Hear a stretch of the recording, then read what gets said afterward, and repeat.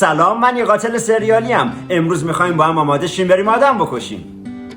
خب بچه ها، اولین کار انتخاب ابزاره، مثل این چاقوی زیبا. بعدش میرسیم به انتخاب لباس. این بخش مهمه چون باید اعتماد قربانی رو جلب کنم. راستی حواستون باشه هیچ وقت از روی ظاهر قضاوت نکنید. ممکنه اونم مثل من یه قاتل سریالی باشه. شما اگه بودین به این استایل اعتماد میکردین؟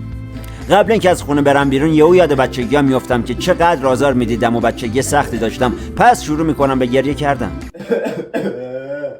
خب به خودمون میایم و یادمون میاد که هدف مهمترین انگیزه است. اینو بگم که پیدا کردن قربانی این روزا واسه ما قاتل سریالیا خیلی آسون شده. قربانی امروزمون یه خانم جوونی که تو اینستاگرام باش آشنا شدم و عاشق ساز زدنه. قراره که به این خانم محترم گیتار یاد بدم. رسیدم بهش. دختر مهربون و ساده‌ای به نظر میاد. یه بستنی مهمونش میکنم و یه کاری میکنم که مارک ساعتمو حتما ببینه. نمیدونم چرا ولی تجربه نشون داده پولدار که باشی همه بهت اعتماد میکنن. اینجا هم که برمیگردیم خونه، از خونم خوشش اومده، کتابامو بهش نشون میدم، از گلدونام خوشش میاد. اکثر دخترها عاشق گل میشن دیگه. بعدش هم گیتارمو بهش نشون میدم. اون قطعه‌ای که بلده رو برام میزنه خیلی دوست داشتم که صدای ساز زدنشو بیشتر بشنوم، اما از این فرصت بهتر گیرم نمیاد. چاقو رو میارم بالا و تمام.